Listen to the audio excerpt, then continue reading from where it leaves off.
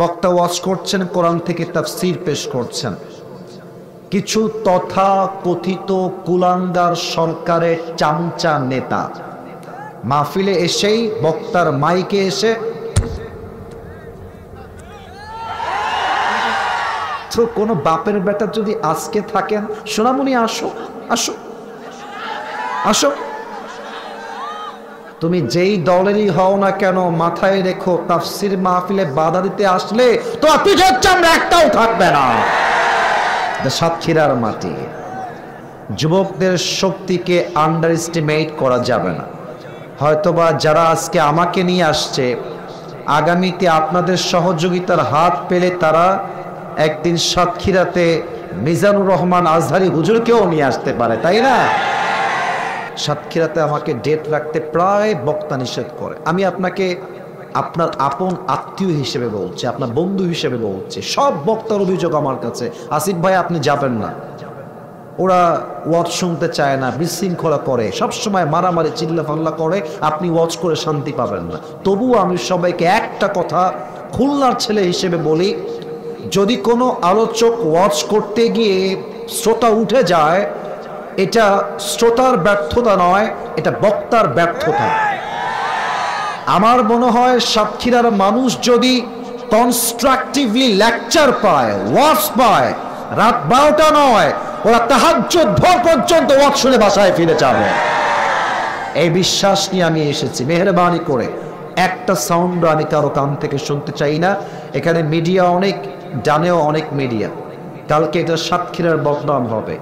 শেষ প্রোগ্রাম সাতক্ষীরার এই সদরে। একটা প্রবাদ বাক্য আছে, শেষ ভালো যা সব ভালো তা। সো প্লিজ সবার পায়ে আমি হাত রাখলাম, যান, এর চাইতে বিনয়ী আর হতে পারবো না। আমাকে একটা ঘন্টা সময় দিবেন, কেউ ডান বাম করবেন না। সবাই রাজি আছেন তো ইনশাআল্লাহ? তো আমার প্রিয় ভাই রুস্তম আলী তাওহীদি সাতক্ষীরা, অত্যন্ত জনপ্রিয় আলোচক তিনি সাতক্ষীরার মাটিতে। মূলত ওনার মাধ্যমেই আজকের প্রোগ্রামটা রাখা হয়েছে। প্রিয় ভাই অত্যন্ত ভদ্র, বিনয়ী, আদবওয়ালা মানুষ। আল্লামা কলিজার টুকরা রুস্তম ভাইকে যুগ শ্রেষ্ঠ আলেম হিসেবে, দায়ী হিসেবে কবুল করুক। পরে সবাই আমিন।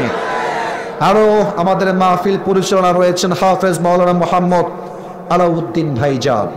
আল্লাহ আমার ভাইকেও নেক হায়াত দান করুক। পড়েন সবাই আমিন।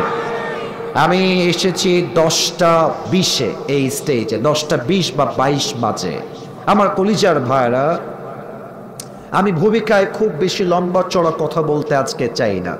ভেরি কনস্ট্রাকটিভ ওয়েতে, just in a very shortcut way, অল্প সময়ে কিছু কথা বলার চেষ্টা করছি।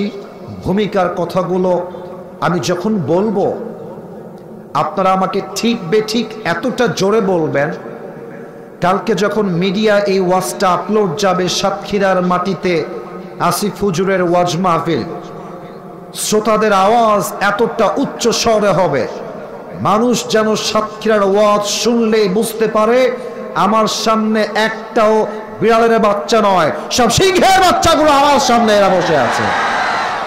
এই সাউন্ড যেন আমি শেষ পর্যন্ত পাই। বলেন আমাকে উত্তর দিয়ে, আমার দেশের নাম কি? একটু আস্তে হয়ে গেছে। দেশের নামটা কি? এটা ছোট্ট পিচ্ছি আমার পাশে গজল বলছিল, আমি শুনছিলাম। এটা বাস্তবতা ছিল, এটাই সত্য কথা ছিল। 5 আগস্টের পূর্বে আমরা ওয়াজ করেছি, বাস্তব কথা বলার সাহস কারো হয় নাই। বাস্তব কথা বলার সাহস হয়েছিল আমার এই বাংলার মাটিতে। যদি আমি নাম বলতে চাই, অনেকের নাম আসবে, তবে আমি বলবো টপ লিস্টে 1 নাম্বার সাহসী মুফাসসির ছিলেন আল্লামা দেওয়ার হোসেন সাঈদী হুজুরের নাম। আপনারা কি বলতে ভয় পান? ওরা ভয় আছে আপনাদের হৃদয়ে? এখন তো অনেক মিডিয়ার সামনে কিছু কথা বললে এগুলো পরে আবার খুব বেশি ভাইরাল হবে, তাই ওদিকে আমি যাব না। আমি জাস্ট একটা অভিনয় করে দেখাচ্ছি। দেখেন তো অভিনয়টা আমার মেলে কিনা 5 আগস্টের পূর্বের সাথে।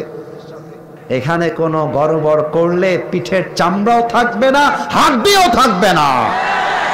দেখেন আমি কিছু কথা বলি আল্লামা দেওয়ার হোসেন সাঈদী হুজুরের কথা। উনি একটা কথা বলতেন যে মাহফিলে আমরা যখন হকের কথা বলি, বাতিল পক্ষরা আমাদেরকে 3টা গালি দেয়। সাতক্ষীরার ভাইরা বলেন তো সবাই, আমার আঙ্গুল দেখে কয়টা গালি দেয়? এত আস্তে কেন বলেন সবাই, কয়টা? নাম্বার 1 রাজাকার, 2 নাম্বার জঙ্গিবাদ, 3 নাম্বার মৌলবাদ।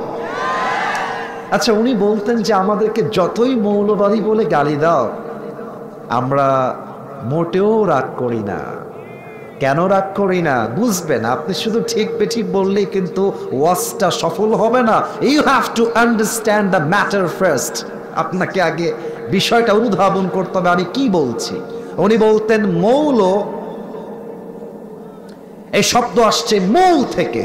মূল, মূল মানে হলো কোরআন, মূল মানে হাদিস, মূল মানে হচ্ছে আল্লাহ তাআলা, মূল মানে হচ্ছে হিজ লাস্ট মেসেঞ্জার মুহাম্মদ সাল্লাল্লাহু আলাইহি ওয়াসাল্লাম।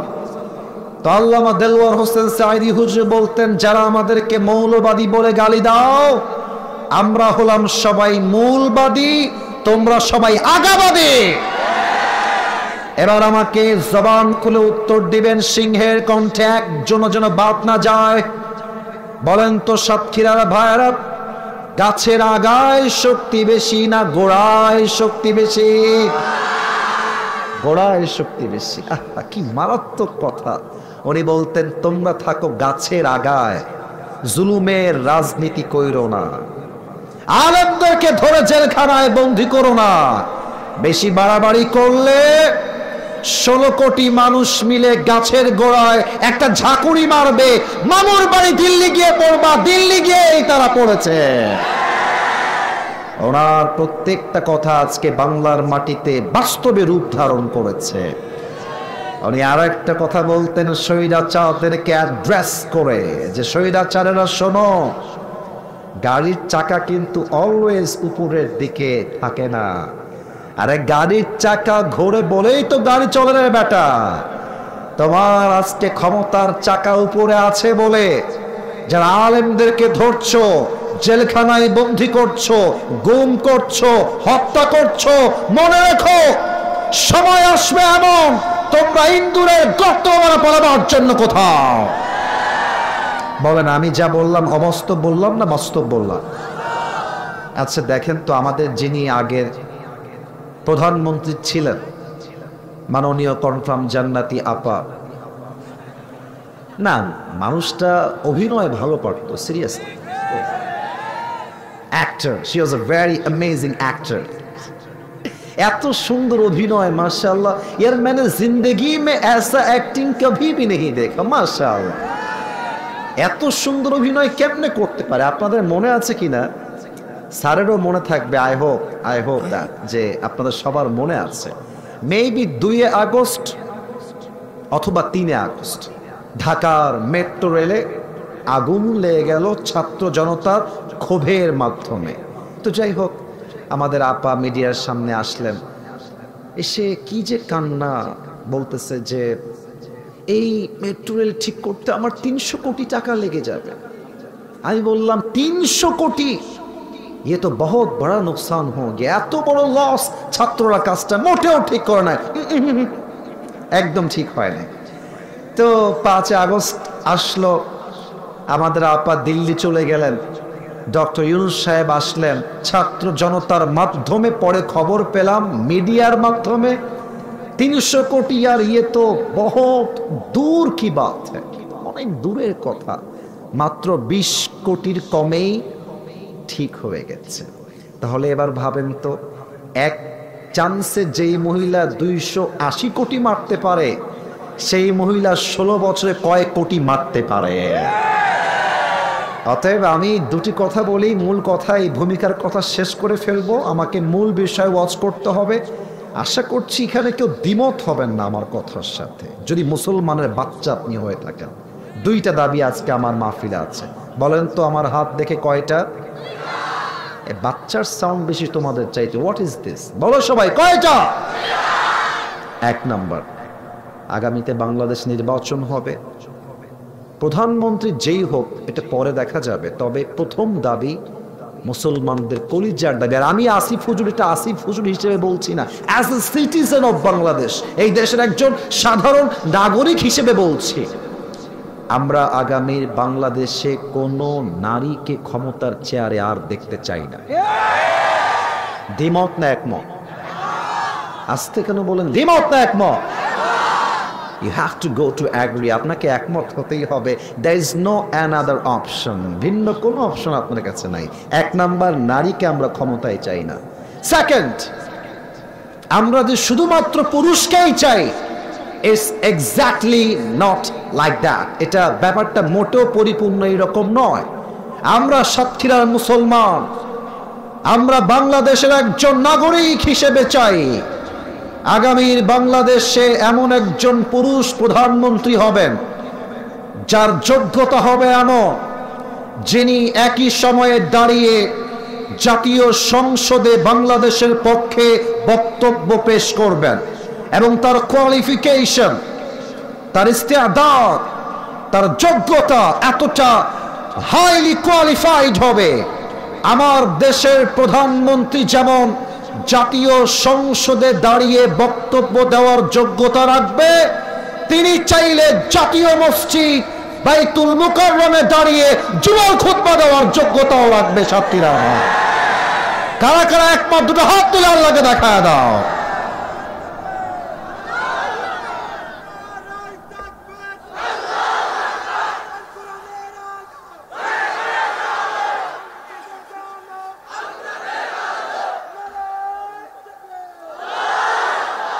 আল্লাহ স্লোগানকে কবুল করুন। পড়েন সবাই আমিন।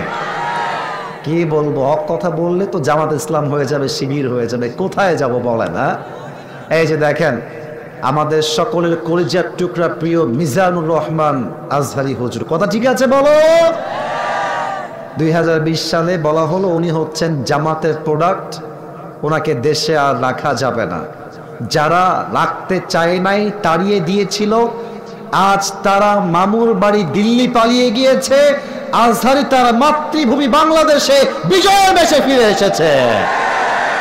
অতএব ওই জামাত ইসলাম বলে ট্যাগ দিয়ে চালায় দিবা, ওই দিন শেষ। এগুলো মানুষ আর এখন খায় না, এগুলো বললে মানুষরা এখন মজা নেয়। এখন কথা একটা স্পষ্ট কথা, কোন দলের পক্ষ হয়ে আমি আসিফ হুজুর বলছি না। আল্লাহর জমিনে আল্লাহর দিন কায়েমের কথা চলবে, আল্লাহর জমিনে আল্লাহর রাজ কায়েমের কথা চলবে। যেখানে বাধা দিতে আসবে তার সঙ্গে যুদ্ধটা ফরজ হয়ে যাবে। সাথীরা ভাই, আল্লাহ আমাদের সবাইকে বোঝার তৌফিক দান করুক। পড়েন সবাই আমিন। আপনাদের বউ আছে কার কার? একটু হাত তোলেন তো। বউ আছে? বউ আছে? আছে, এদের স্যারেরও বউ আছে, মাশাআল্লাহ, আপনাদের আছে। আচ্ছা, হাত নামান। এই যে কালো গেঞ্জি, এই যে কালো গেঞ্জি, এই যে এই ছেলেটা কই যাও? না না, বসো না, বসো বসো বসো। এটা তোমার শ্বশুর বাড়ি নয়, এটা মামুর বাড়ি নয়, এটা তাফসীর মাহফিল। এখানে আসা যায়, বসা যায়, ওয়াজ শোনা যায়, উঠে যাওয়া যায় না, ঠিক কিনা বলে? খবরদার সোনামণি, কোথাও যেও না, চুপ করে বসে থাক। নতুন মনে হয়, তাই না? আচ্ছা, এবার যাদের বউ নাই, সিঙ্গেল না, হাত তুলো সবাই। ইন্না লিল্লাহি ওয়া ইন্না ইলাইহি রাজিউন। আপনাদের কারো বউ নাই?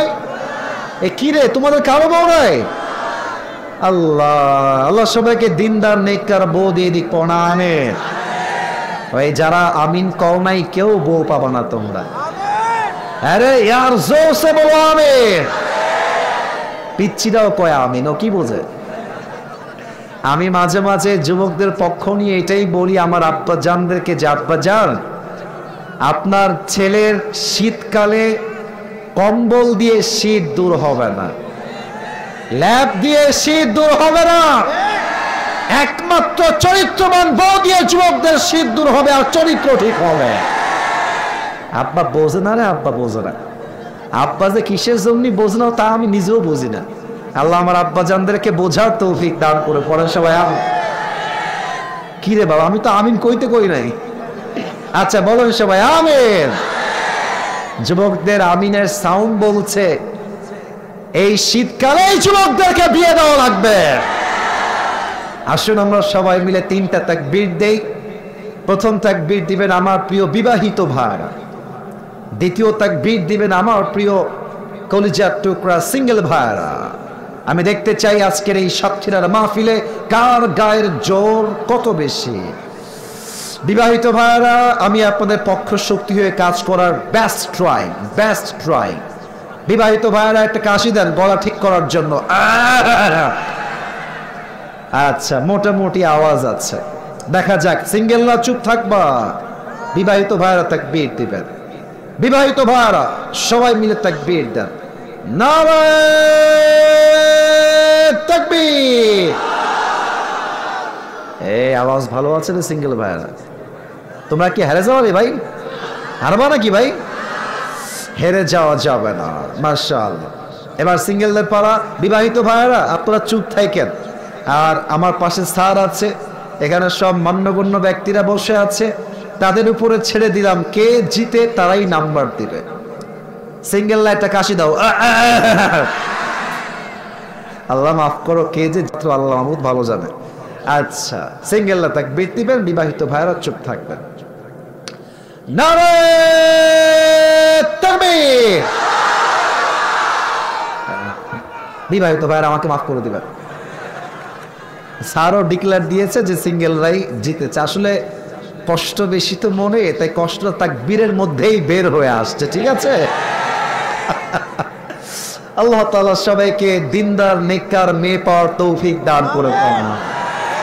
এবার আমরা সবাই মিলে একটা লাস্ট তাকবীর দিব, এরপরে মূল সেন্ট্রাল থিম থেকে আলোচনা শুরু হবে।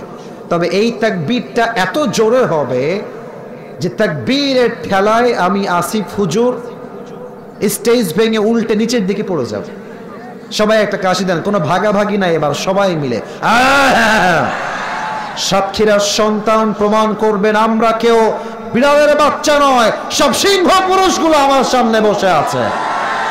নারায়ে তাকবীর। আল কোরআনের আলো, আল হাদিসের আলো, কোরআন হাদিস যেখানে, আলেম ওলামা যেখানে, সাতক্ষীরাবাসী যেখানে। মাশাআল্লাহ। আমি কবে আপনাদের সঙ্গে আর দেখা হবে এটা আমি জানি না। আপনাদের সবার জন্য ছোট্ট একটা গিফট নিয়ে আসছি, হাদিয়া। নিবেন? निवेन सबाई इंशाअल्लाह। ये हर किसी को मिलने वाला नहीं है, ये नसीब की बात है, सिर्फ एक इंसान को मिलेगा। जे कोनो एकजन पाबे। देखी तो गिफ्टटा कि आनते मने आछे ना भूले गेছে? अच्छा अच्छा मने आछे। আমি আজকে আমার একটা ইউজ করা বেস্ট পাকিস্তানি টুপি হাদিয়া দেওয়ার জন্য নিয়ে আসছি। তবে আবারও বলছি, হাত তুলে কোনো লাভ নাই, একজন পাবে, যোগ্যতা থাকতে হবে, একটা শর্ত আছে। আগে একটু শো অফ করি, একটু ভাব নেই, হয়তো বুঝবেন না টুপির দাম কত বেশি। এই টুপিটা আমি নিজের জন্য পাকিস্তান থেকে অর্ডার দিয়ে নিজে নিয়ে আসছি। এটা আপনি বাংলাদেশে অরিজিনাল প্রোডাক্ট কোথাও পাবেন না। এটা আমি নিজের জন্য from Pakistan specially I have order just for my self. আমার জন্য আমি নিয়ে আসছি আমার সাইজে। তো এইটা আমি আনার সময় বড্ড কষ্ট লাগছিল যে কাকে দিব, শখের একটা টুপি। তো আশা রাখছি যে কোনো একজন অবশ্যই পাবেন। শর্তটা আমার থেকে শুনে নেন। বামে একজন বাবু কথা বলছে, ওকে তোমরা যে আছো চুপ করায় দাও, আমার চোখে পড়ছে না, আওয়াজ যেন না হয়। হ্যাঁ, আমি যদি বাজে ব্যবহার করি এটা রেকর্ড হয়ে যাবে, বোঝার চেষ্টা করো। শোনো, এখানে তোমরা 500, 600, 2000, 3000 লোক আছো। বিশ্বাস করো, মিডিয়াতে কালকে একটা উল্টা পাল্টা হইলে ট্রল দিয়ে পুরো মিডিয়া ভরে যাবে। এই জন্য আমি তোমাদেরকে ধমক দিতে আসি নাই। তোমরা আমার কলিজা, তোমরা আমার ভালোবাসা। তোমাদেরকে যদি আমি ছোট করি, আমি ছোট হয়ে যাব। যুবকরা আছে বলে তো আসিফ হুজুর জিরো থেকে হিরো হতে পেরেছে।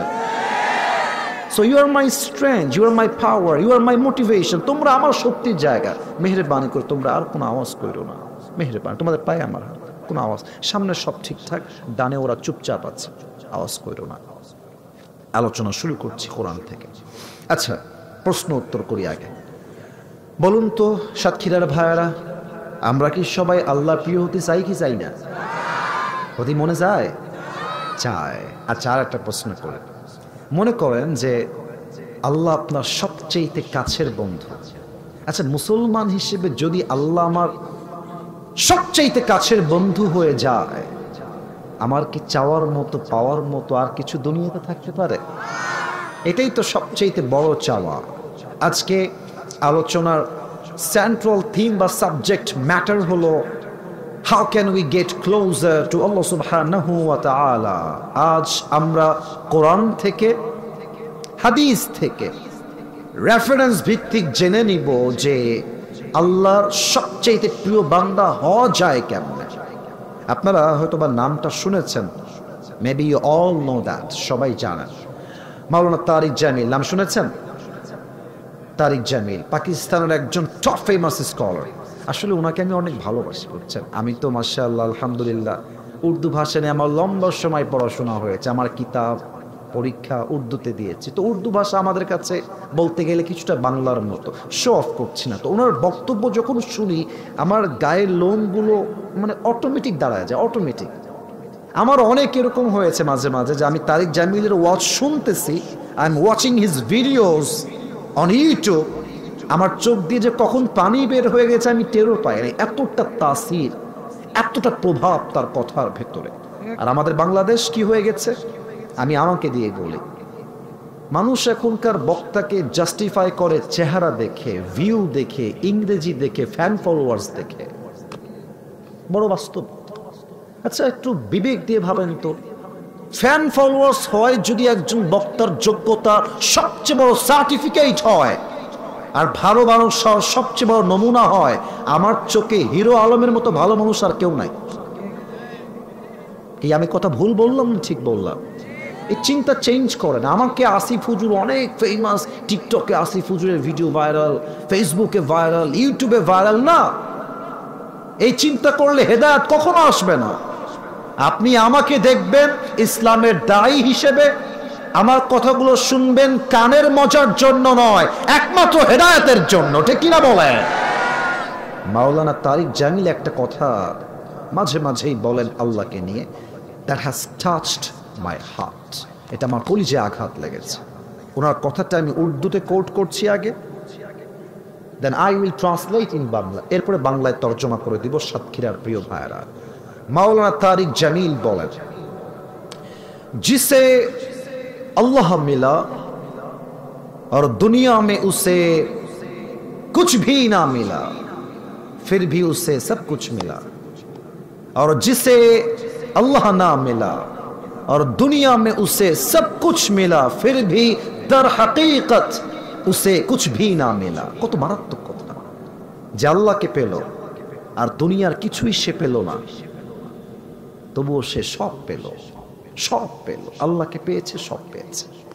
আরেকজন বান্দা দুনিয়াতে আল্লাহকে পায় নাই, দুবাইয়ে ফ্ল্যাট আছে, সিঙ্গাপুরে ফ্ল্যাট আছে, মালয়েশিয়াতে ফ্ল্যাট আছে, ঢাকার গুলশান, বনানী, মোহাম্মদপুর, উত্তরা, বনানী, যমুনা ফিউচার, বসুন্ধরা, সব জায়গায় তার নামি দামি ফ্ল্যাট আছে, কিন্তু আল্লাহকে পায় নাই। তার মানে সে আসলে কিছুই অর্জন করতে পারে নাই।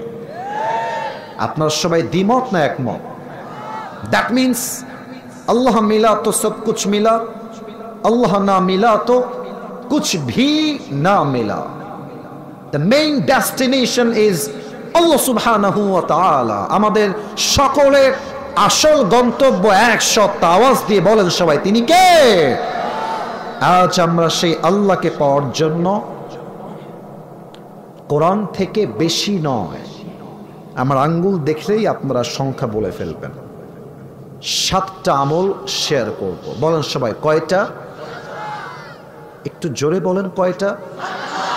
এই 7টা আমল আপনি চাইলে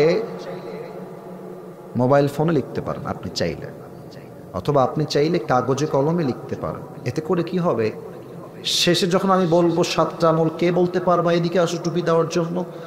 আপনি যদি 7টা আমল বলতে পারেন, 3 বার বেঁধে 3 চান্সে, আমি আসিফ হুজুর আপনাকে ওয়াদা দিলাম এই টুপিটা আমি নিজে আজকে আপনাকে পরিধান করাই দিব। রাজি আছেন তো ইনশাআল্লাহ?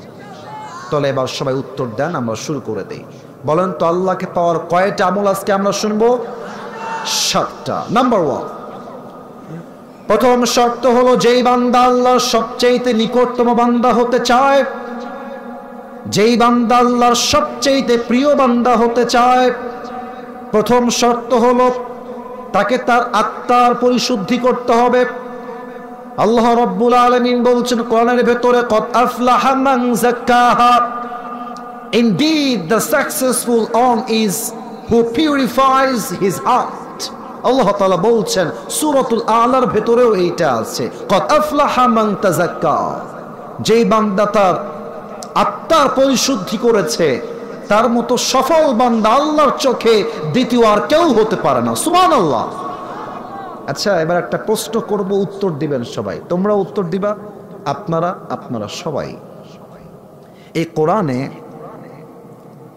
একজন ব্যক্তির নামে এমন একটা সূরা আছে, তারই নামে সূরা, তবে তিনি কোনো নবী নন, তিনি কোনো সাহাবী নন, কিন্তু তার কথা,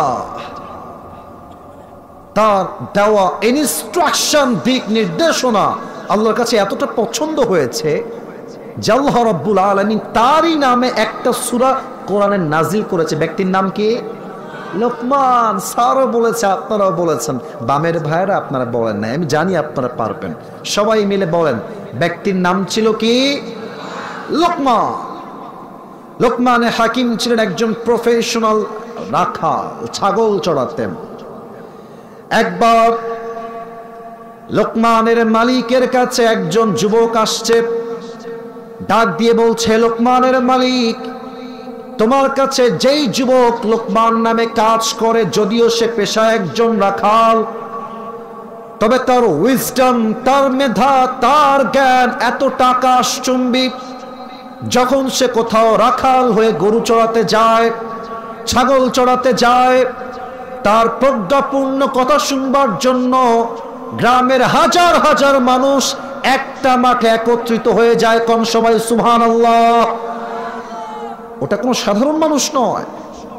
তো লোকমানের মালিক বলছে, তোমার মাথা ঠিক আছে মিয়া, ও তো সাধারণ ছেলে, রাখাল, ওর কোনো জ্ঞান নাই, কিছু নয়। তো যুবকটা বলছে, ঠিক আছে, যদি বিশ্বাস না হয় ওকে ডেকে আপনি টেস্ট করেন, আপনি আমার কথার সত্যতা পেয়ে যাবেন। লোকমান হাকিম আগামীকাল সকালবেলা বাসায় এসেছে।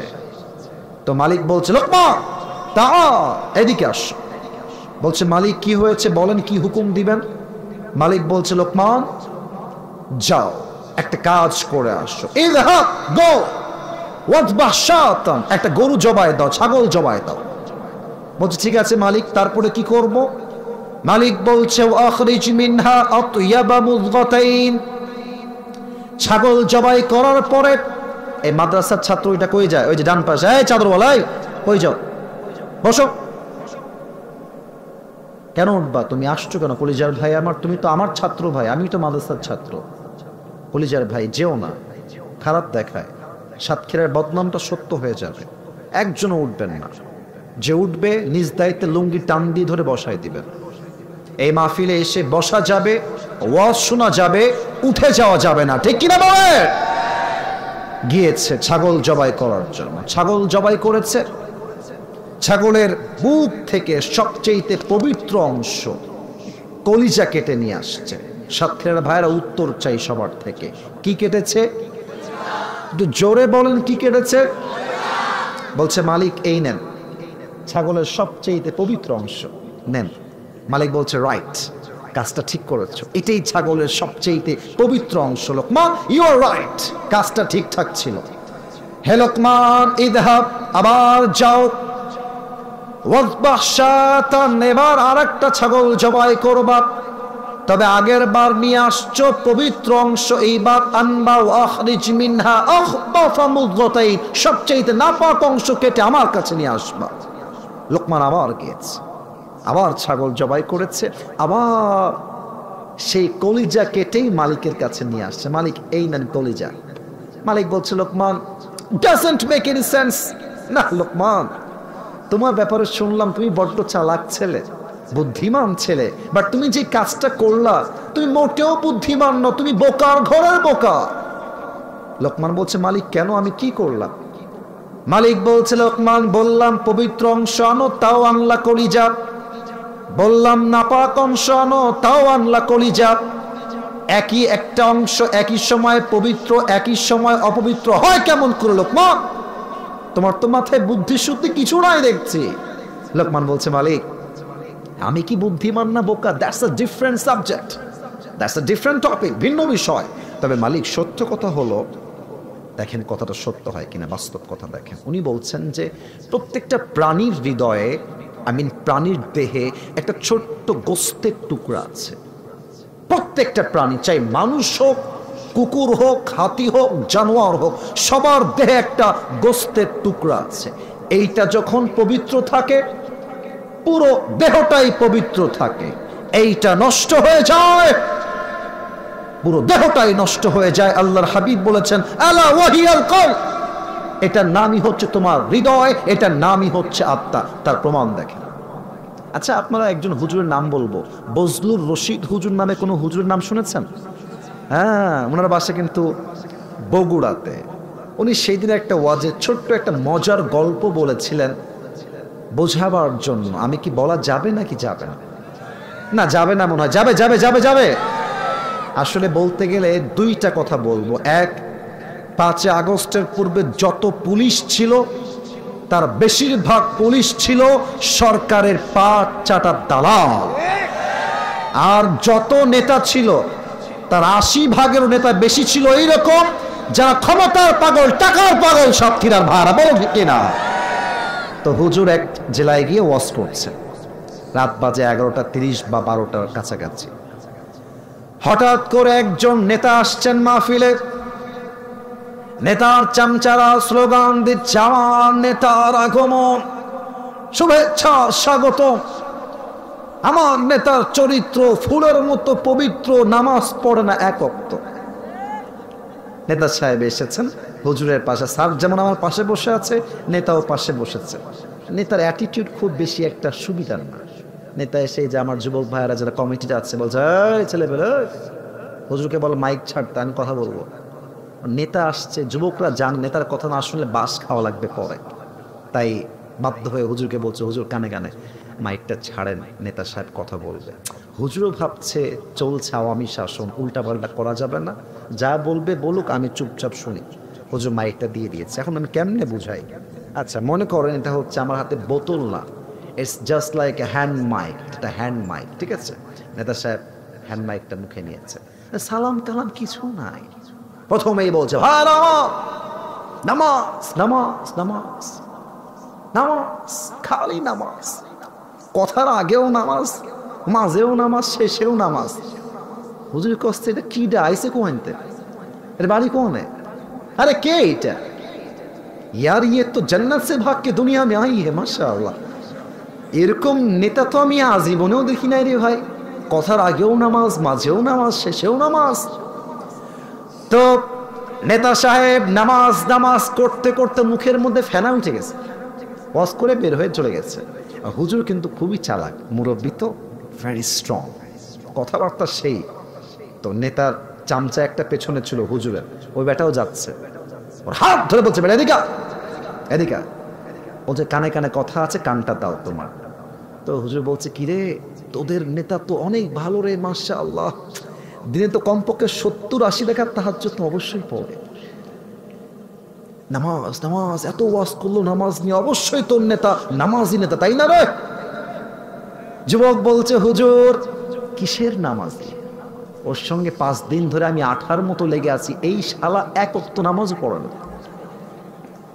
এখন আপনি আমাকে বলেন নেতার জামা কাপড় তো ঠিকঠাক, নেতার বক্তব্য ঠিকঠাক, তবে নেতার উপরে ফিটফাট, ভেতরে পুরোটাই সদরঘাট। নেতার আত্মা নষ্ট। তবে এই আত্মা হচ্ছে মোট, আপনারা আমার ওয়াজটা যদি আজকে শোনেন, এতটুকু লিখে দিতে পারবো, হতে পারে আজকের এই ওয়াজটা আপনাদের জন্য হেদায়াতের ওয়াসিলা হয়ে যেতে পারে ইনশাআল্লাহ। তবে আমি যদি এখন মাহফিল থেকে নেমে যাই, কারো পকেটে হাত দেই, কয়েকটা পকেটে হাত দিলে আমার মনে হয় বিড়ির প্যাকেট বের হতে পারে। হাসবেন না, না না না, আমি হাসির জন্য মজার জন্য মোটেও বলি নাই। এই বিড়ির প্যাকেট নিয়ে যাওয়ার সময় টানতে টানতে বাসায় ফিরে যায়।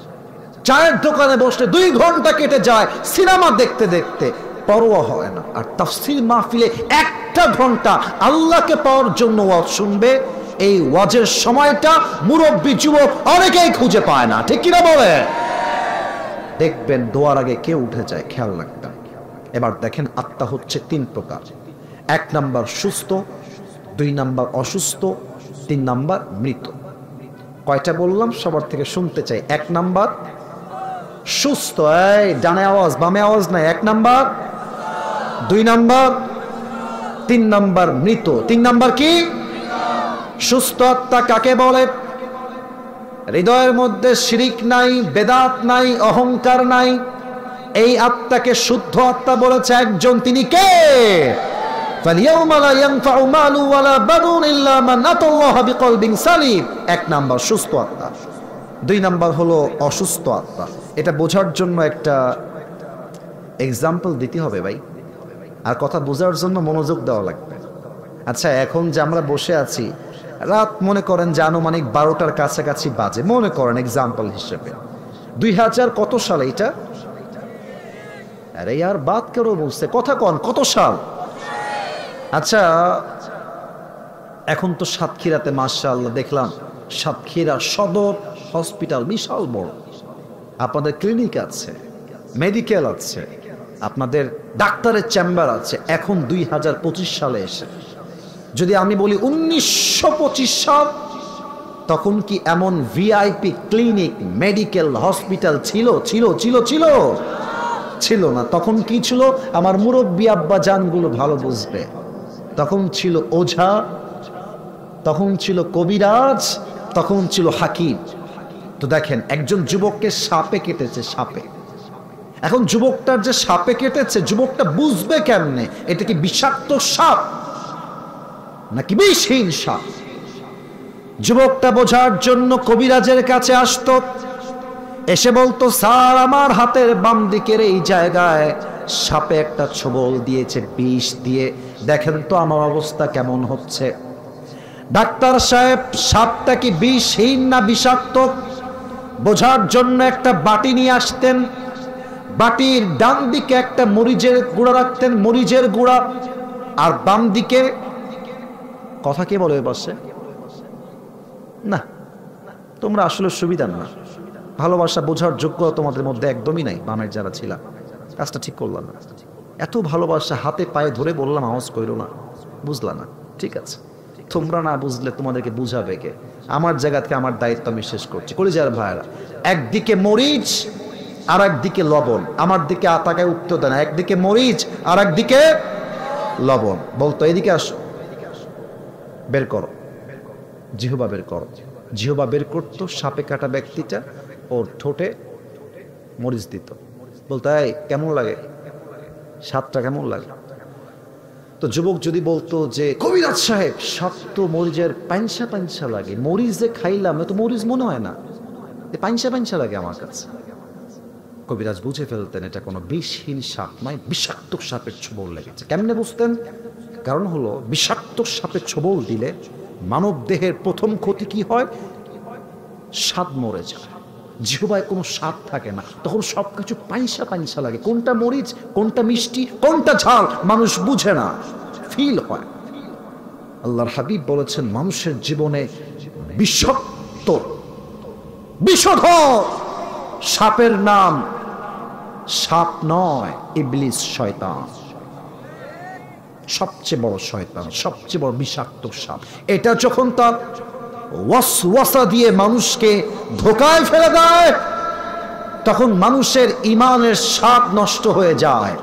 তখন মেয়েদের বোরকা পরতেও ভালো লাগে, আবার বোরকা পরে রাস্তাঘাটে বয়ফ্রেন্ডের সঙ্গে নষ্টামি করতেও ভালো লাগে, তখন সব ভালো লাগে। তোমরা আমার কথায় অনেকে রাগ করে ফেলবা, তবু বলে ফেলি, আপনাদের সাতক্ষীরার পাশে একটা জেলা আছে, নাম হচ্ছে যশোর। নাম শুনছেন না? আজহারী সাহেব আসলেন যে আপনাদের যশোরে। আমি আবার যশোরে কয়েকদিন যাবৎ ছিলাম, যশোরের আইটি পার্ক হোটেল অ্যান্ড রিসোর্টে, ওর পাশেই সাতক্ষীরা সদর শহর আর কি। মানে আমি অবাক হয়ে গেলাম, মানে কি একটা অবস্থা দেখেন। মানে মেয়েরা কিন্তু আজকাল বোরকা ভাই পর্দার জন্য পরিধান বেশিরভাগই করে না, রাগ করবেন না। আমারও বাসায় মা বোন আছে, আমরা শ্রদ্ধার সাথেই বলতে চাই, মানে অবাক হয়ে যাই, হাতে মোজা, পায়ে মোজা, ইভেন পুরো মুখটাই বোরকা হিজাব নেকাব দিয়ে ঢাকা। মেয়েটা হিজাব নেকাব পরে পার্কের মধ্যে গিয়ে বাদাম খাচ্ছে আর প্রেম করে বেড়াচ্ছে। আর এত সুন্দর বোরকা দেখলে মনে হবে কনফার্ম জান্নাতি হে, মাশাআল্লাহ, জান্নাত সে ভাগ কে দুনিয়া মে আই হে, কি বোরকা। কিন্তু আমার যখন দেখি মেয়েদেরকে যে বোরকা পরেই রাস্তাঘাটে প্রেম করছে, আমার মনে হয় বোরকার উপরে ফিটফাট, ভেতরে পুরোটাই সদর ঘাট, সব কিরার ভাঙা। তাদের আত্মা অসুস্থ। বোরকা পড়তেও ভালো লাগে, প্রেম করতেও ভালো লাগে। আর কিছু মুরব্বী আব্বাজানদেরকে আমি পায়ে হাত রেখে বলবো, আব্বাজান আপনি আমার ভালোবাসার মানুষ, আমার আদর্শের জায়গা, আমার কলিজার জায়গা। আমাদের যেই দেশের বাসা, যেখানে আমার জন্ম, এখান থেকে হয়তো আনুমানিক 2 থেকে 2.5 ঘন্টা লাগবে। আমাদের গ্রামে আমি দেখেছি, ইভেন আমি রাজশাহীতেও ঢাকাতেও দেখেছি, অনেক মুরব্বীর দাড়ি পেকে গেছে, হ্যাঁ, জামা অলওয়েজ সাদা পরে। আমি অবাক হয়ে যাই, চায়ের দোকানে এইরকম মুরব্বী, স্যার রাগ করবেন না, স্যার আমার পক্ষে থাকবে, আমি জানি, আমি কারো বিপক্ষের লোক নই। মুরব্বীকে আমি দেখছি মাথায় টুপি পরে, দাঁতগুলো অলরেডি অনেকগুলো নাই হয়ে গেছে, এই বাম পায়ের উপরে ডান পায়ে এমনি তুলে চায়ের দোকান, আমি দেখাইতে পারছি না, আমার সামনে কোরআন আছে, আর চায়ের দোকানে বসে সবার সামনে হিন্দি গান শুনে সিনেমা দেখে, বাংলা সিনেমা দেখে, আর হাতে একটা বিড়ি দিয়ে,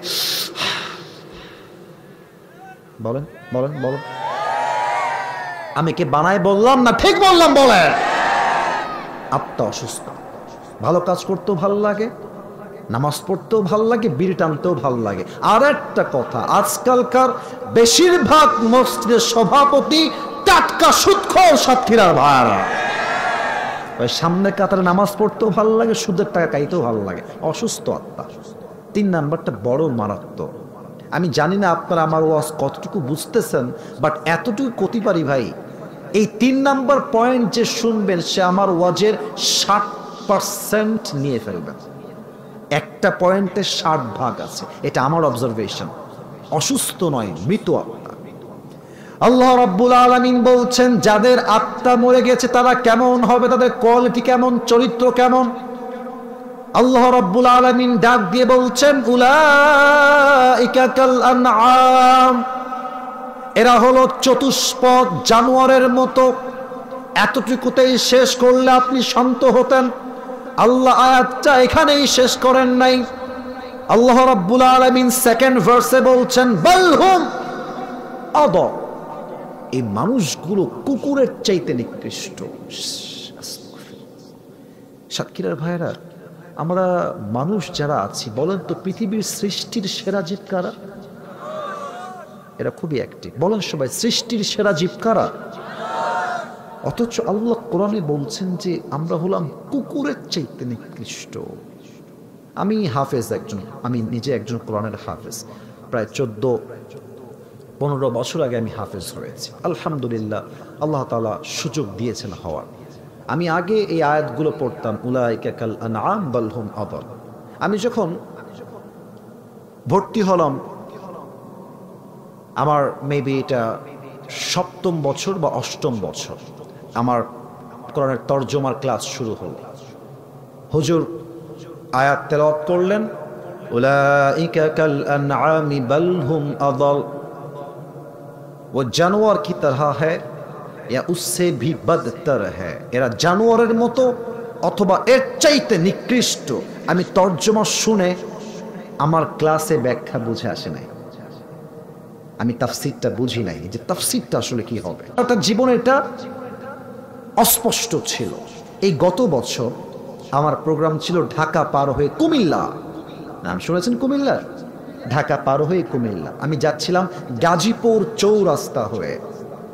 এই মাঝে মাঝে সময় থাকলে মোবাইল ফোনে একটু ইউটিউব চালাই, মাঝে মাঝে ফেসবুকে ঢুকি, মাঝে মাঝে।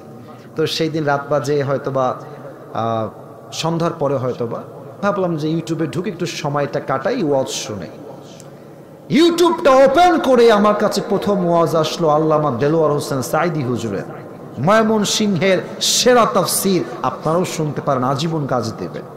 আমি দেখলাম হুজুর এই আয়াতটার তাফসীর করতেছে। ইস রে, মানুষটা যদি আজকে থাকতেন বাংলার মাটিতে, প্যারেড ময়দানে আজকে আজহারি সাহেব আসবেন একদিন পরে, আমার মনে হয় সাইদি সাহেব থাকলে প্যারেড ময়দান কেন, বাংলাদেশের এমন কোন মাঠ নাই যেই মাঠে সাইদি হুজুরের জায়গা দেওয়া সম্ভব হতো। উনি বললেন যে মানুষ কুকুরের চাইতে খারাপ কেন? ভাবেন তো, একটু আমাকে উত্তর দেন তো সবাই মিলে। এই রাস্তায় যখন বাসায় ফিরে যাবেন, রাস্তায় ওই রাত 2টা-1টার সময় কিছু কুকুর থাকে না রাস্তাঘাটে? এই যে কথা কয় না, থাকে না? একা গেলে বুঝবেন যে বাস কারে কয়। এই বাসটা আমি জীবনে কয়েকবার খেয়েছি আর কি। একদিন মাহফিল করে আসলাম, রাত বাজে 1টা থেকে 2টা। তো ড্রাইভার সাহেব বলছে, হুজুর আল্লাহ হাফেজ, টাটা, আপনি যান। আমি চলে গেলাম।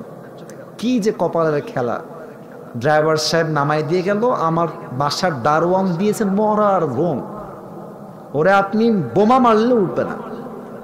আমি তো চিল্লাছি, ও ভাই কোনে ভাই, ওঠেন ভাই। সে উঠবে না, তওবা করে ঘুমিয়েছে। তো আমি যখন চিল্লাচ্ছি, আমার চিল্লানি চতুর্পাশে পৌঁছে গিয়েছে যে কেউ একজন শাউটিং করছে। আমি করছি, ভাই ওঠেন ভাই, ও ভাই ওঠেন ভাই। মাশাআল্লাহ, একটু পেছনের দিকে ঘুরে তাকিয়ে দেখছি 5টা কুকুর নুরানি চেহারা আমার দিকে তাকিয়ে আছে। আমি তখন কি করব, না ডানে যাব না বামে? হুজুর মানুষ, লজ্জা লাগে, পালাইতে পারতেছি না। মনে মনে পড়ছি ইন্না লিল্লাহি ওয়া ইন্না ইলাইহি রাজিউন, দোয়াতে কোনো কাজ না, কোথাও আরো ঘেউ ঘেউ করে। তো দেখেন, রাতের বেলা কুকুর থাকে রাস্তাঘাটে। তো একটু আমার এক্সাম্পলটা বুঝবেন, এটা তাফসীরের জন্য এক্সাম্পল দিচ্ছি। 1 2 3 4 5 6 অন এন অ্যাভারেজ এই জায়গাটা আমার গোনা অনুযায়ী ভুল হতে পারে, বাট 6টা লাইট দেখতে পাচ্ছি জাস্ট এতটুকুর মধ্যে। এইটা সহ 7টা লাইট আছে। এবার ওটা আমার ডান হাত দেখেন, look at my right hand, ডান হাত দেখেন, ওই দেখেন অন্ধকার, ওইদিকে অন্ধকার দেখা যায়? আরে ভাই কথা কতি হবে, দেখা যায় তো। ওই বেড়ার পাশ থেকে, অর্থাৎ সামিয়ানার পাশ থেকে আমি আসছি, রাত বাজে 2টা, ওইদিকে অন্ধকার, লাইটটা হচ্ছে এই জায়গায়। তো এইটা হচ্ছে আমার বাসা, আর কুকুরটা বাসার নিচে পাহারা দিচ্ছে, মালিকের বাসা। আর আমি মালিক আসিফ হুজুর ওই ডান দিক থেকে আসছি অন্ধকারে। কুকুর বুঝে গেছে রাত বাজে 2টা, someone is coming from outside, বাহির থেকে কেউ লোক আসছে। কুকুর ভাবছে চোর হবে মনে হয়। কিসের আসিফ হুজুর, ঘেউ ঘেউ ঘেউ ঘেউ, আমার খেয়েই ফেলবে আজকে। তো আমি যখন দেখলাম কুকুর ঘেউ ঘেউ করছে, আস্তে আস্তে আস্তে হাঁটতে হাঁটতে এই লাইটের নিচে আসলাম। নাও মাই ফেস ইজ ক্লিয়ার।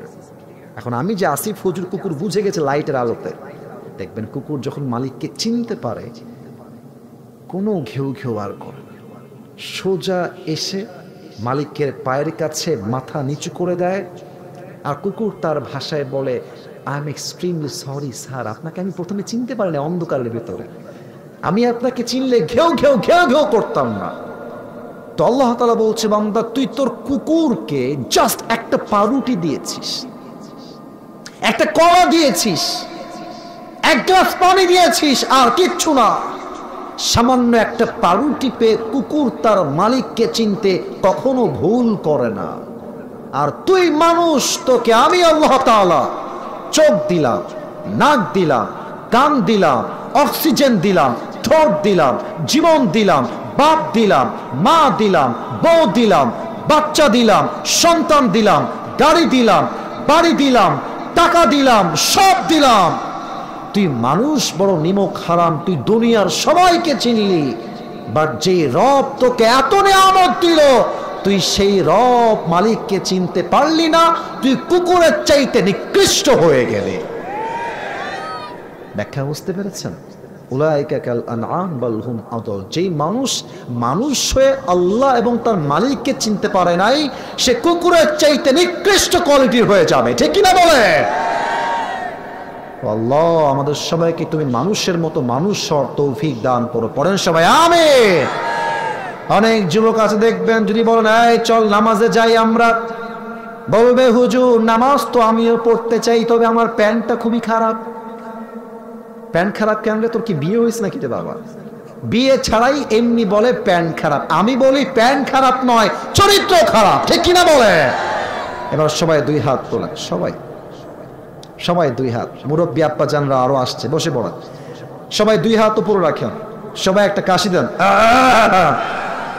ডানের ভাইরা একটু জোরে আওয়াজ দিয়ে কাশি দেন। একটা তাকবীর দেন, এমন জোরে তাকবীর দিবেন হাত উপরে রেখে, আওয়াজ যেন প্রমাণ হয় শেষ ভালো জাত সব ভালো তা। আমরা আরো 6টা পয়েন্ট অল্প সময়ে শুনবো। নারায়ে তাকবীর। আমার হাতটা দেখতে চাই, সবার উপরে হাত দেখতে চাই, একটা ওয়াদা করাতে চাই সবাইকে একটা ওয়াদা করাবো। বলেন সবাই হুজুর। একটু জোরে বলতে হবে, হুজুর। আমরা সাতক্ষীরার সন্তান, আপনাকে ওয়াদা দিলাম আমরা দোয়া না করে কেউ উঠে, এই দুই হাত দেখেন, যাব না। সবাইকে দেখতে চাই, যাব না। বলেন সবাই হাত তুলে ইনশাআল্লাহ। আর মাত্র আমাকে 10 থেকে 15 মিনিট দিলেই এনাফ। আমি কমিটিকে রুস্তম ভাইকে বলে আসছি, আমি 1 ঘন্টার বেশি ওয়াজ কোথাও করি না, করব না। ওনারা আমার নিয়ম পূরণ করে নিয়ে আসছে। আমি এসেছি 10টা 20-এ, ওয়াজ শুরু হয়েছে 10টা 30-এর পরে। তবে একটা কথা হচ্ছে, সব জায়গায় নিয়ম দিয়ে কথা কলি চলে না, মাঝে মাঝে ভালোবাসা দিয়েও হিসাব করতে হয়। হ্যাঁ, আমি আমার জায়গা থেকে হিসাব রেখে কথা বলছি। মেহেরবানি করে কেউ দোয়া না করে বাসায় যাবেন না। রাজি আছেন তো ইনশাআল্লাহ?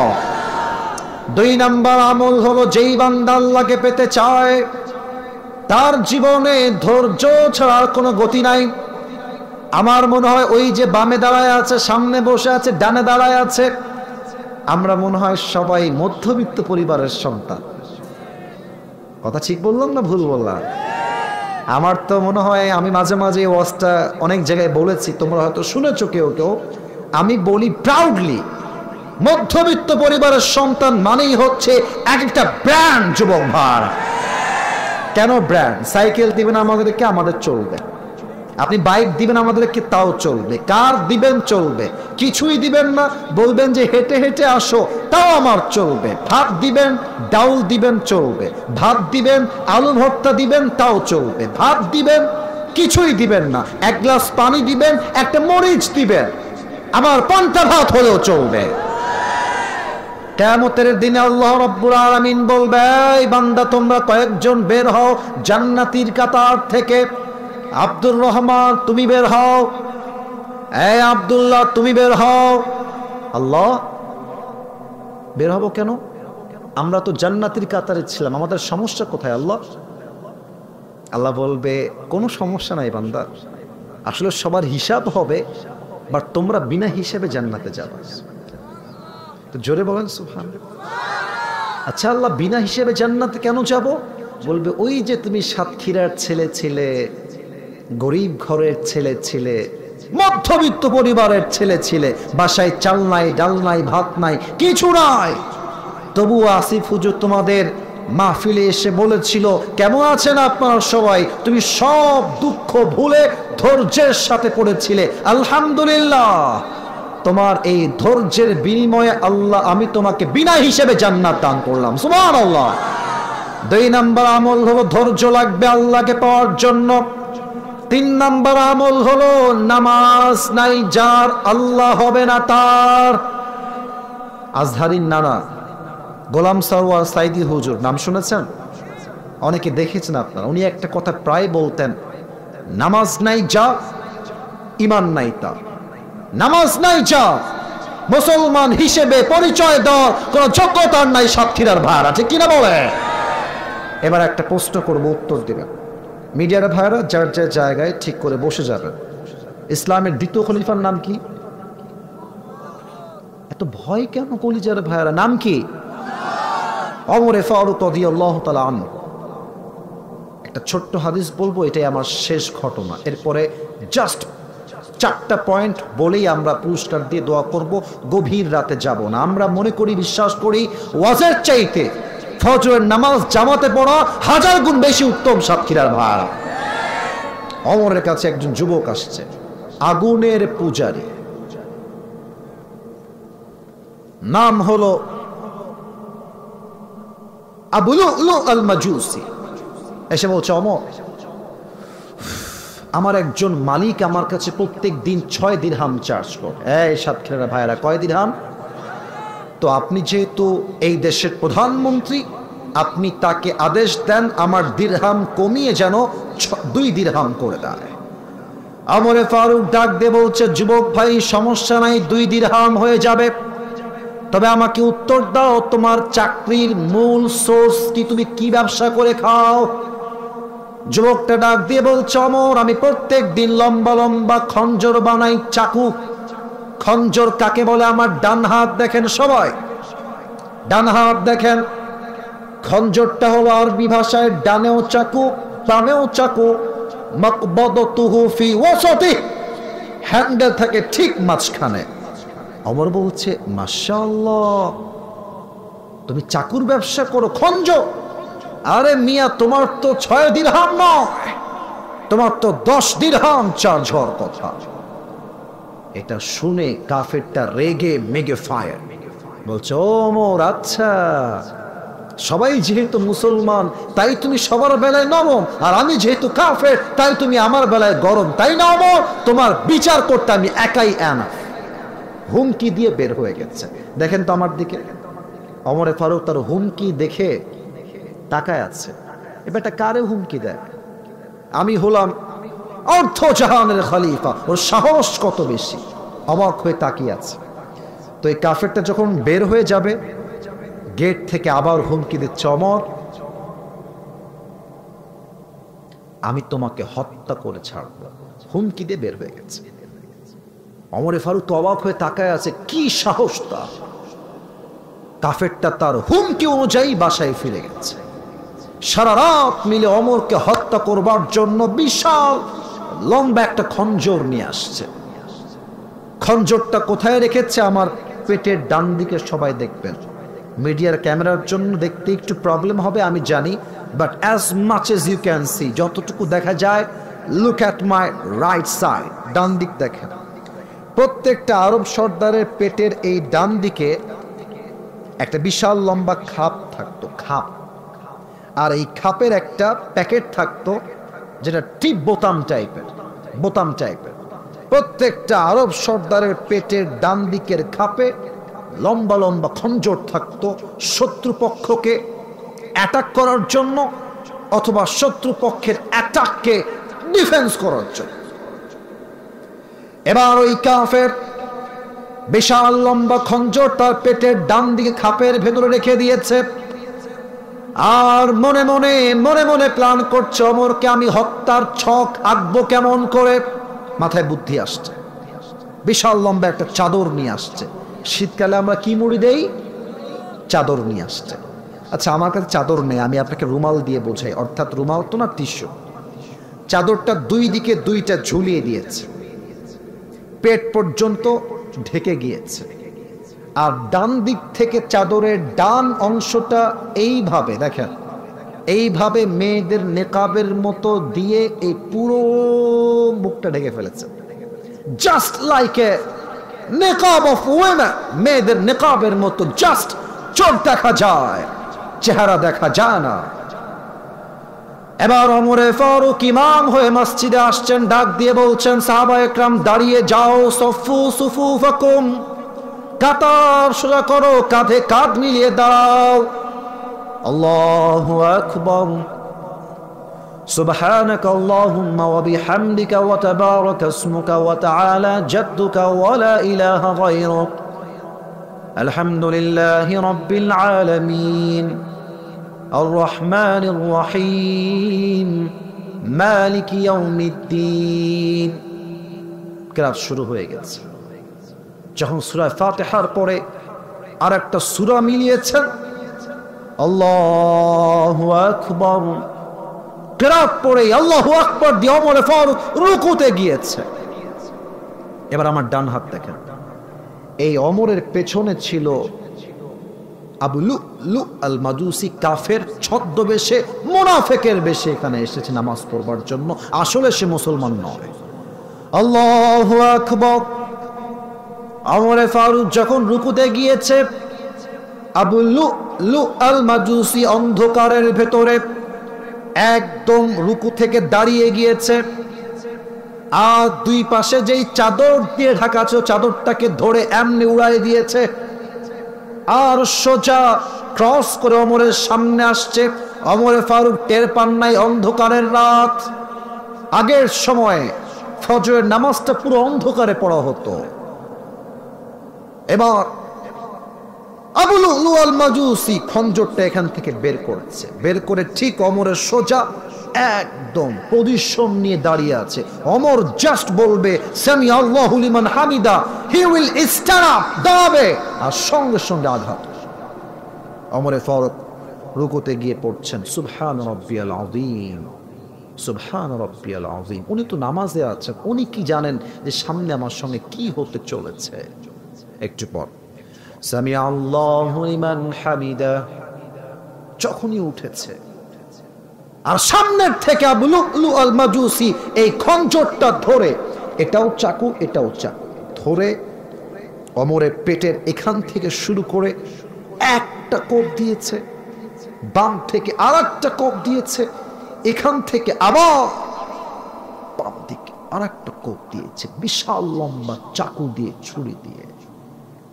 আর তিনটা পচে, হাদিসে আসছে পুরো পেট কেটে নাড়ি ভুড়িগুলো সব বাহিরে বের হয়ে গেছে। ওমরে ফারুক নামাজের মধ্যে চিৎকার দিয়ে বলছেন কতালানি আল কাফ, আমাকে একটা কুকুর হত্যা করেছে, কে আছো কোথায়, আমাকে বাঁচাও। অজ্ঞান হয়ে পড়ে গেছে। ওই কাফের ওমরকে আঘাত করে পেছন দিক দিয়ে পালিয়ে যাচ্ছে। 7 জন সাহাবী মিলে বলছে ধরো। 7 জন সাহাবী মিলে সেই কাফেরকে ধরতে গেছে, ওমরকে হত্যাকারী কাফের। ওই কাফের এতটা ডেঞ্জারাস ছিল, যাকে সামনে পেয়েছে অন্ধকারের ভেতরে, কারো মুখে, কারো গলায়, কারো বুকে, কারো পেটে, কারো পিঠে, যেখানে যাকে পেয়েছে খঞ্জর দিয়ে আঘাত করেছে। হাদিসে আসছে 7 জন সাহাবী চাকুর আঘাত খেয়ে নামাজরত অবস্থায় জায়গায় শহীদ হয়ে গেছে, জায়গায় শেষ। নামাজ যখন শেষ হয়ে গেছে, সাহাবায়ে কেরাম দৌড় দিয়ে ওমরে ফারুকের কাছে আসছে। এসেই দেখছে ওমরে ফারুকের পেট কেটে নাড়ি ভুড়িগুলো সব রাস্তায় বের হয়ে পড়ে আছে। ডাক্তাররা দৌড় দিয়ে আসছে, ওমরকে বাঁচাও, কে কোথায় আছো, দৌড় দিয়ে আসো। 2 জন ডাক্তার এসে, ওমর এভাবে শুয়ে আছে, এই মাটিতে এভাবে শুয়ে আছে। ডাক্তাররা পেছনে এসে কাঁধে ভর দিয়ে একটু উঠিয়েছেন। এই ঠোঁটটা এখান থেকে ধরে হালকা করে ফাঁকা করেছেন। 1 গ্লাস পানি নিয়ে এসে মুখে পানি দিয়েছেন। হাদিসটা কেমনে বলবো, তো খুব কষ্টের কথা। ওমরে ফারুকের পানিটা গলা দিয়ে নেমে, বুক দিয়ে নেমে এই পর্যন্ত এসে পুরো পেট এতটা কেটে গেছে যে নাড়ি ভুড়িগুলো সব পেট কেটে এমনভাবে বের হয়ে ফাঁকা হয়েছে যে পানিটা এখানে এসে পেট কেটে সব পানি বাহিরে গলগল করে বের হয়ে গেছে। সাহাবায়ে কেরাম বলছে পানি দিয়ে কাজ হবে না, দুধ নিয়ে আসো, কারো খাবার সহজে দুধ বের হবে না। দুধ নিয়ে আসছে, দুধ দিয়েছে, গলা দিয়ে নেমে, বুক দিয়ে নেমে পুরো পেট কেটে সবগুলো দুধ বাহিরে বের হয়ে পড়েছে। সাহাবায়ে কেরাম বুঝে গিয়েছে ওমরে ফারুক হয়তোবা দুনিয়াতে আর কখনো ফিরে আসবেন না, এটাই ছিল আমাদের শেষ নামাজ, হয়তো তিনি আর কখনোই চোখ খুলবেন না, ইন্তেকাল করেছেন। হঠাৎ করে একজন সাহাবী দূর থেকে দেখছে ওমরে ফারুক তার চোখটা, আমার চোখ দেখেন, একটু এতটুকু, just it's a very little bit, it's a very জাররা অ্যামাউন্ট, একদম ছোট্ট করে চোখটা জাস্ট একটু খুলেছে। একজন সাহাবী দূর থেকে দেখছে ওমরে ফারুক তার চোখটা খুলেছে, দৌড়তে আসছে, মা রাখে ওমর, মা রাখে ওমর, ওমর আপনার কি হয়েছে, কি লাগবে আপনি আমাকে বলেন। ওমরে ফারুক তার চোখের দিকে তাকিয়ে ইঙ্গিত করছে, একবার কান একবার ঠোঁট, একবার কান একবার ঠোঁট, একবার কান একবার ঠোঁট, মানে তোমার কানটা মুখের কাছে নিয়ে আসো, ফিস ফিস করে একটা কথা বলতে চাই। যখন কানটা বাড়িয়ে দিয়েছে, ওই সাহাবী ভাবছে হয়তোবা ওমর আমাকে বলবেন, এই সাহাবী, আমার মৃত্যুর পরে আমার বউকে দেখে রেখো, সন্তান দেখে রেখো, রাজ্যের সম্পদ দেখে রেখো, এটাই হয়তোবা হবে লাস্ট এবং শেষ ওসিয়ত। এই চিন্তা করে কানটা সামনের দিকে বাড়িয়ে দিয়েছে। আর ওমরে ফারুক ছেলের কথা নয়, মেয়ের কথা নয়, রাজ্যের সম্পদের কথা নয়, লাস্ট একটা কথাই বলছেন, হে সাহাবী, আমাকে একটা কথার উত্তর দাও, আসল্লান নাস, আসল্লান নাস, আমাকে জাস্ট একটা খবর দাও, আমি অমর যে নামাজের ইমাম ছিলাম, আমার অজ্ঞান হওয়ার পরে সাহাবায়ে কেরাম সেই নামাজটা আমার পরে জামাতের সঙ্গে আদায় করে সম্পূর্ণ করেছে কিনা, আগে এই খবরটা আমাকে দাও। আপনি বুঝতেছেন? আপনি কি ভাবতেছেন খালি ওয়াজ করলেই হয়? আরে ভাই, একটা মানুষের পেট কেটে নাড়ি ভুড়ি রাস্তায় বের হয়ে আছে, ভাবেন ভাবেন। আর কোন মানুষ এটা? তোমার নাম কি? কে এটা? কে কথা বলছে? কেন 10 মিনিট যাবৎ সহ্য করছে? আমার কানে আসছে। সাতক্ষীরায়, খুলনায় জন্ম, ছাড় দিচ্ছি। অন্য জেলা হইলে তোমরা আমার রূপ দেখতা, তোমাদেরকে ভালোবাসি, খুলনার ছেলে এই জন্য তোমরা বুঝলা না আমাকে। কলিজার ভাইয়েরা, ওমরে ফারুক পেট কেটে নাড়ি ভুড়ি সব বের হয়ে গেছে, নামাজ ভোলেন নাই। কোন সাহাবী যাকে আল্লাহর হাবিব দুনিয়াতে জান্নাতের সার্টিফিকেট দিয়ে বিদায় নিয়েছে? সুবহানাল্লাহ। ওমরে ফারুক নামাজকে না ভুলে শিক্ষা দিয়েছেন, উম্মতেরা শোনো, জান্নাত পেতে চাইলে, আল্লাহকে পেতে চাইলে নামাজ ছাড়া সেকেন্ড কোনো অপশন তোমার কাছে নাই, ঠিক কিনা বলে? 3 নাম্বার হলো নামাজ। 4 নাম্বার, এখন আর কোনো ব্যাখ্যা দিব না, শর্টকাটে বলে শেষ করছি। 4 নাম্বার হলো আব্বা আম্মার দোয়া। অনেক যুবক তোমরা ভাবো যে অনেকে বিয়ে করলে পর হয়ে যায়, বউকে আপন ভাবে, গার্লফ্রেন্ডকে আপন ভাবে। শোনো, একটা কথা বলে যাই তোমাদেরকে, সব যুবক দেখতে পাচ্ছি, বিশ্বাস করো, বিপদে পড়লে বাপ মা ছাড়া দুনিয়ার কাউকে হারিকেন দিয়ে খুঁজে পাওয়া যাবে না। বাপ মা তোমার সবচেয়ে আপন। 4 নাম্বার আব্বা আম্মার দোয়া। 5 নাম্বার, যদি আল্লাহকে পেতে চাও, নবীর ভালোবাসা তোমার অন্তরে থাকতে হবে। দেখেন তো আমার মুখে এটা কি? সবাই বলেন, এটার নাম কি? তোমরা বলবো সবাই, হ্যাঁ যুবক ভাইয়েরা। আমাকে দাড়িতে দেখে কি আনস্মার্ট লাগতেছে ভাইয়েরা? আমি স্মার্ট কেন? আমার তো মনে হয় যে দাড়ি রাখে সে কাপুরুষ নয়, সে বীর পুরুষের সন্তান। অনেক মেয়ে আছে দেখবেন দাড়ি দেখলে পছন্দ হয় না, বলে যে দাড়িওয়ালা ছেলেকে আমি বিয়ে করতে। আমি মাঝে মাঝে এই কথাগুলো বলি, মানে কার মাইন্ড লাগবে I don't know that, but আমার মনে হয় তোমাদের বলা উচিত সেই মেয়েকে, যেই মেয়ে তোমাকে দাড়ির জন্য বিয়ে করতে চায় না, নবীর সুন্নাহকে কটাক্ষ করে কথা বলে, তুমি বলবা আপনার মতো চরিত্রহীন মেয়ের জন্য দাড়িওয়ালা নয়, বিটিএস এর হিজরা সবচেয়ে বেশি পারফেক্ট হবে। আল্লাহ মেয়েদেরকে পরিপূর্ণ দাড়ির মূল্য বোঝার তৌফিক দান করুক, আমিন। তো নবীর ভালোবাসা যার হৃদয়ে আছে সে বলবে, কোন মেয়ে আমাকে দাড়ির জন্য বিয়ে করবে করবে না doesn't matter, I don't care. যে আমাকে দাড়ির জন্য বিয়ে করতে চাইবে না, সে আমার বাড়ির বউ হওয়ার কোনো যোগ্যতাই তো রাখে না। 5 নাম্বার নবীর ভালোবাসা। 6 নাম্বার, দুনিয়ামুখী নয়, পরকালমুখী হতে হবে। ওয়ালাল আখিরাতু খায়রুল লাকা মিনাল উলা। The life of hereafter is much more better than this worldly life. আল্লাহ তাআলা বলছেন, দুনিয়ার জীবনের চাইতে আমি আল্লাহ তাআলা আখিরাতের জীবনকে হাজার হাজার গুণ বেশি উত্তম বানিয়ে দিয়েছি। সুবহানাল্লাহ পড়েন সবাই। এবার সবাই 2 হাত তোলেন, সবাই 2 হাত তোলেন, সবাই সবাই সবাই। এই যে ডান হাত দেখা যাচ্ছে, ডান হাতটা আমি 7 নাম্বার আমলটা প্র্যাকটিক্যালি করাবো, প্র্যাকটিক্যালি সবাইকে দিয়ে করাবো। এই ডান হাতটা বুকে, সবার put your right hand on your heart, আপনার বুকে রাখেন ডান হাতটা। সাতক্ষীরার ভাইয়ের একটা কাশি দেন সবাই। এবার কোনো হাসাহাসি নয়, কোনো মজা নয়।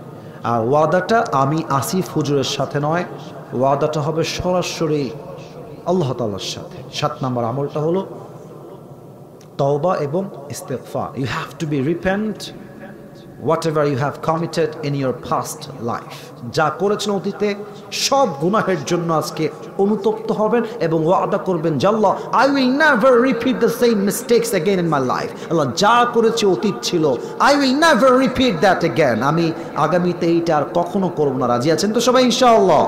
বলেন সবাই আল্লাহকে ডাক দিয়ে, বলেন সবাই আল্লাহ। আরো জোরে বলেন সবাই আল্লাহ।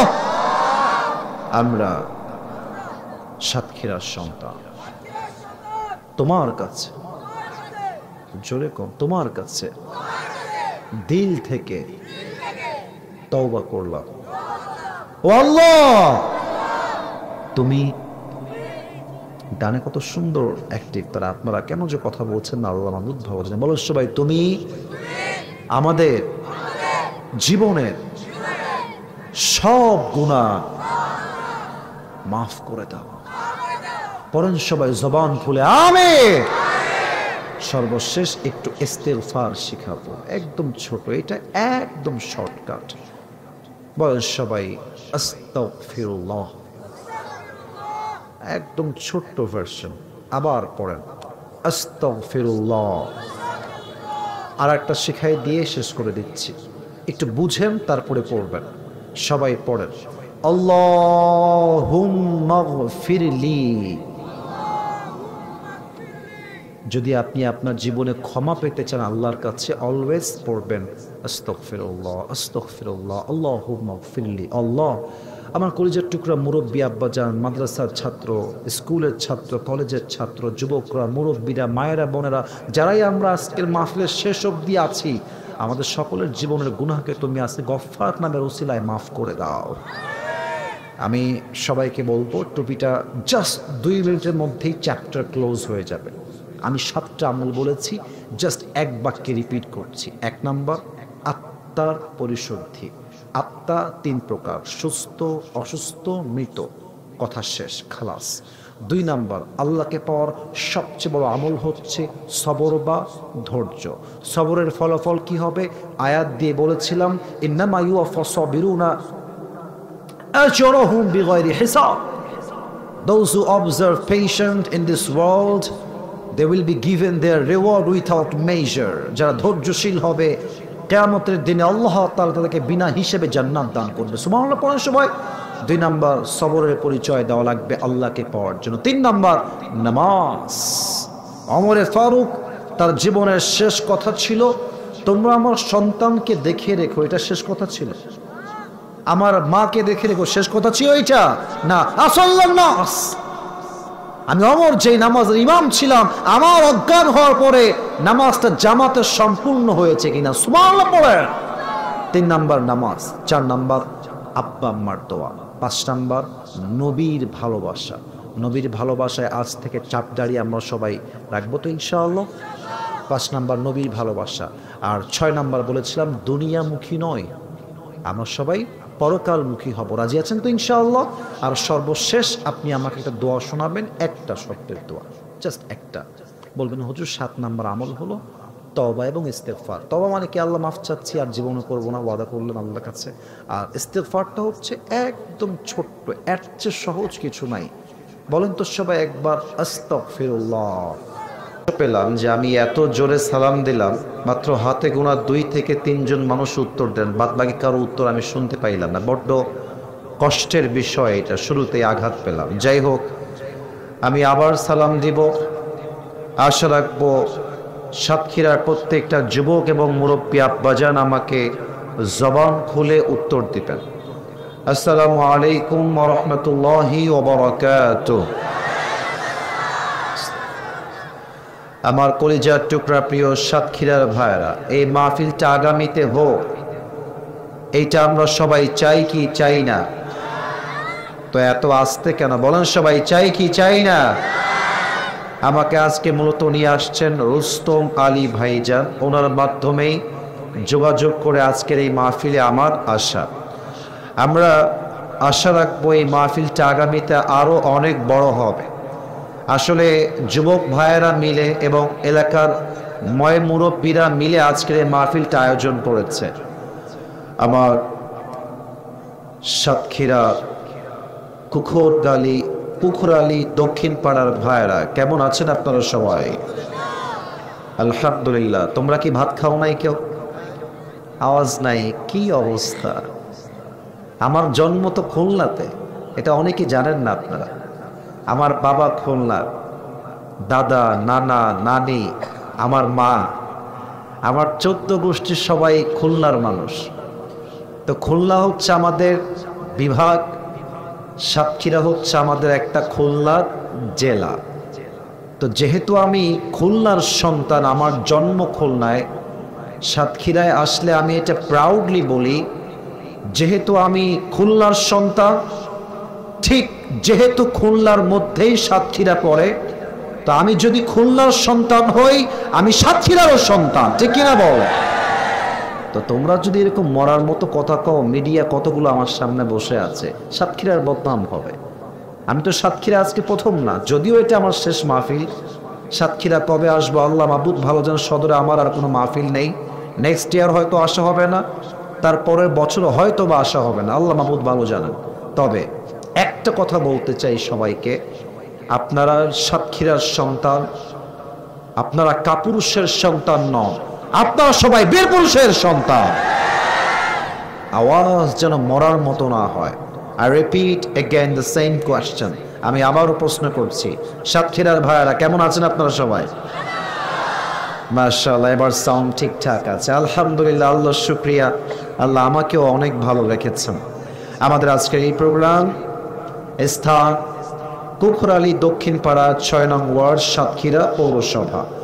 আমাদের আজকের এই প্রোগ্রামে প্রধান অতিথি ছিলেন মুহাদ্দিস আব্দুল খালেক, বাংলাদেশ জামাত ইসলামী খুলনা বিভাগীয় অঞ্চল প্রধান ও কেন্দ্রীয় সাংগঠনিক সেক্রেটারি, সাতক্ষীরা সদর 2 আসনের এমপি পদপ্রার্থী। যদিও উনি ঢাকায় একটা কাজে গিয়েছেন আমি শুনলাম, আমি ওনার জন্য দোয়া করে দিই, আল্লাহ ওনাকে ইসলামের একজন একনিষ্ঠ খাদেম হিসেবে কবুল এবং মঞ্জুর করুক। পড়েন সবাই আমিন। আমাদের আজকের এই প্রোগ্রামে বিশেষ অতিথি আছেন অধ্যাপক মাওলানা ওমর ফারুক। আমাদের আজকের এই প্রোগ্রামে আরো বিশেষ অতিথি আছেন আলহাজ মাওলানা মুস্তাফিদুর রহমান, নায়েবে আমির, বাংলাদেশ জামাত ইসলামী সাতক্ষীরা জেলা। আগের জন যিনি ছিলেন তিনি হচ্ছেন সহকারী সেক্রেটারি, বাংলাদেশ জামাত ইসলামী সাতক্ষীরা। আমি দোয়া করি আল্লাহ তাআলা আমাদের সবাইকে দিন কায়েমের আন্দোলনে একজন মুজাহিদ হিসেবে কবুল করুক। পড়েন সবাই আমিন।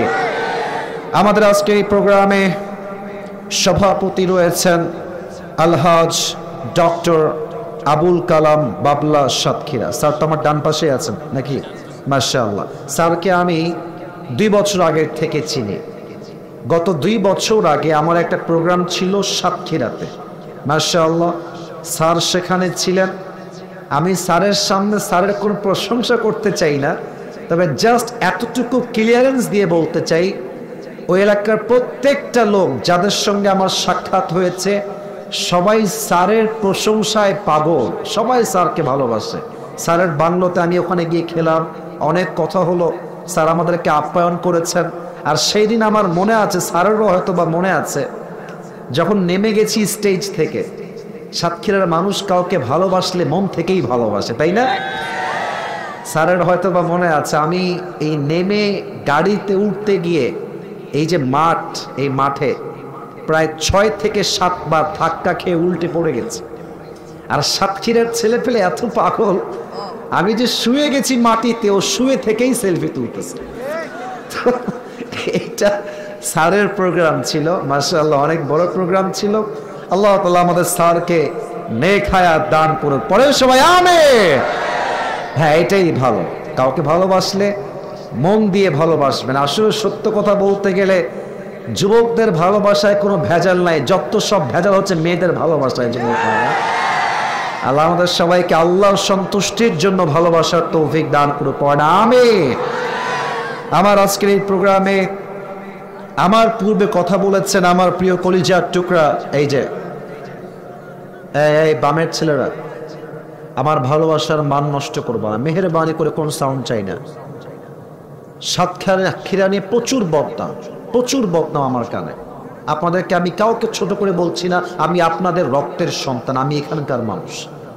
আমার আব্বা আম্মা এখনো খুলনার ভাষায় কথা বলে, এখনো ভাষা ছাড়তেই পারে নাই। এই যে এখনো কথা বলছে, এই পিছনে যাও, কলিজার বাবু পিছনে যাও, কথা বলবো না। কলিজার ভাইরা, আমার প্রচন্ড মাথায় ব্যথা, আমি জ্বরে আক্রান্ত, গলায় প্রচন্ড ব্যথা।